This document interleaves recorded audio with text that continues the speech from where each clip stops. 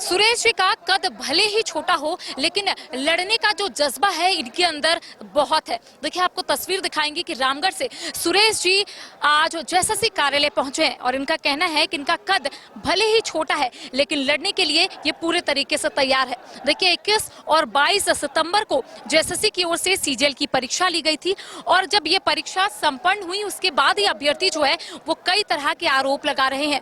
अभ्यर्थियों का कहना है कि यहाँ पर क्वेश्चंस जो है वो रिपीटेड है। इसके साथ ही अभ्यर्थियों का ये भी कहना है कि इस बार भी धांधली परीक्षा में हुई है। इस वक्त हमारे साथ सुरेश जी मौजूद है, हम बातचीत करेंगे और इनसे जानेंगे कि सुरेश जी आपका कहना है कि आपका कद जो है भले ही छोटा है लेकिन लड़ने का जज्बा जो है आपके अंदर काफी है, ऐसा आपको क्यों लगता है? जी, मजबूरी कहा गया, मजबूरी आदमी को कुछ भी करा देता है। तो हम लोग एक छात्र होने के नाते हम लोग क्या कर सकते हैं, मेहनत कर सकते हैं, परीक्षा की तैयारी कर सकते हैं, रिजल्ट का अगर परीक्षा सही गया तो रिजल्ट का इंतजार। लेकिन यहाँ पे जैसी हमारी झारखंड सरकार है वो सारी हदों को पार करते हुए हम लोग को छात्र को आंदोलन पे आने के लिए मजबूर कर दिया। क्योंकि ये झारखंड की सरकार हमें ये सिखा दी है कि छात्र का एक और काम भी है कि जब आप धरना प्रदर्शन कर एग्ज़ाम दीजिए उसके बाद धरना प्रदर्शन करिए तब हम लोग कुछ करेंगे, उसके अलावा कुछ नहीं होगा। क्योंकि अभी झारखंड का इतिहास बन गया है कि एग्ज़ाम दीजिए, क्वेश्चन पेपर लीक होगा, फिर उसके बाद आगे कुछ होगा, फिर कोर्ट जाइए तब फिर रिजल्ट जारी होगा। आप जैसा इस बार अभी हुआ कि जैसे इस बार भी क्वेश्चन 70% लगभग रिपीटेड है। पहली बात आप जेएसएससी अध्यक्ष सबूत मांग रहे हैं तो सबसे बड़ा सबूत तो यही है कि 60-70% रिपीटेड क्वेश्चन है। कोई भी एग्जाम में भारत सरकार का ये रूल है कि कोई भी एग्जाम में रिपीटेड क्वेश्चन नहीं हो सकता है। एक सेट का 20 से 16 क्वेश्चन उठा के डाल रहे हैं। तो ये धांधली करने का, पेपर लीक करने का तो ये आप नया तरीका खोज लिए हैं कि अब पेपर लीक ना किया जाए, डायरेक्ट सेट नंबर बता दिया जाए, जिससे हम पैसा खाएं उसको ये कर दिए। अच्छा सुरेश जी, जो केंद्र में आपने परीक्षा दी, क्या वहाँ पर भी कुछ इस तरीके की बात सामने आई थी?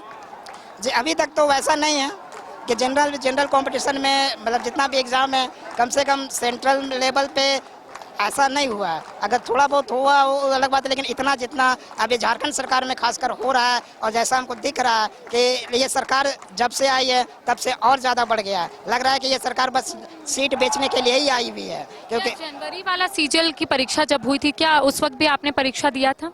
जी, परीक्षा दिए थे और उसका अभी तक कोई कंक्लूजन नहीं निकला है। और जब उस एग्ज़ाम में जब ये एजेंसी पेपर लीक करवा चुकी थी तो दोबारा इससे लेने का क्या मकसद था? दोबारा इसे लेना आखिर में सरकार की ऐसे क्या मजबूरी है कि ये इसी एजेंसी से एग्ज़ाम लेंगे, एग्ज़ाम कंडक्ट करवाएंगे? अब जब एक एजेंसी को क्वेश्चन छापने का क्षमता नहीं है, अब 250 क्वेश्चन 150 क्वेश्चन छाप नहीं सकते हैं तो फिर क्यों आप एजेंसी चला रहे हैं? और सरकार से जब एक एजेंसी नहीं चल रही है तो फिर वो राज्य क्यों चला रहे हैं? और एक एजेंसी नहीं संभल रहा है तो फिर वो राज्य कैसे चलाने लायक है? इसके अलावा सुरेश जी आप क्या करते हैं, क्या कहीं जॉब करते हैं ताकि घर अच्छे से चल सके? घर में कौन कौन है? जी, मैं शुरू से ही सेल्फ डिपेंडेंट हूँ। मेरा मतलब घर से मैं कोई सहयोग नहीं लेता हूँ। मैं यहीं रांची में रहता हूँ, रांची में रह के पार्ट टाइम जॉब करते मतलब पार्ट टाइम ये ट्यूशन पढ़ाता हूँ और उसी से अपना सेल्फ कितने पैसे आ जाते हैं जितना आप यहाँ पर रहकर सरवाइव कर सके? जी, सर्वाइव हो जा रहा है, लेकिन अब ऐसा अब उसी में हम पूरा ज़िंदगी काटना मुश्किल है। और जैसा कि एक छात्र होने के नाते हम लोग कोशिश करते हैं, मेहनत करते हैं कि जल्द से जल्द जॉब हो, लेकिन जैसे ही हमारी सरकार है वो उससे हमको उम्मीद नहीं लग रही है कि शायद कुछ हो पाएगा। अब यहाँ पर जिस तरीके से आप लोग लगातार आंदोलन कर रहे हैं, अभी तक अंदर से वैसा कुछ अपडेट नहीं आया है कि आप लोगों को अंदर बुलाया जाए? अगर नहीं बुलाया जाता है तो आप लोगों की ओर से क्या रणनीति रहेगी? क्या आप लोग यहीं पर डटे रहेंगे या फिर वापस घर जाएंगे और अगले दिन का इंतजार करेंगे?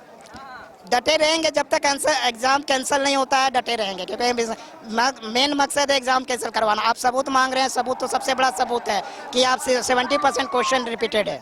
इसके अलावा तो और बाकी का तो और भी सबूत सौंपा ही गया। आप जब 26 तारीख को छात्रगण गए हुए थे, शिक्षकगण गए हुए थे मिलने के लिए, उस समय सारा सबूत सोच पे आया है और उसमें बोला गया था कि मंडे तक 30 तारीख तक वेट किया जाएगा। लेकिन ऐसा क्या मजबूरी था एजेंसी के पास, सरकार के पास कि रातों रात आंसर की जारी किया गया? घर में कौन कौन है सुरेश जी आपके? माँ पिताजी है, भाई बहन है। क्या करते हैं वो लोग? भाई एमआर है, बहन हाउस वाइफ है, शादी हो चुकी है। जी, मम्मी पापा पिताजी किसान है, फार्मर है। जी, तो घर से आप पैसे नहीं लेते हैं? जी नहीं, शुरू से ही मैं ट्यूशन पढ़ा के ही अपना सेल्फ डिपेंडेंट है। जिस तरीके से सीजीएल में आप लोगों ने कहा है कि धांधली हुई है, अब आगे की क्या रणनीति है आप लोगों की?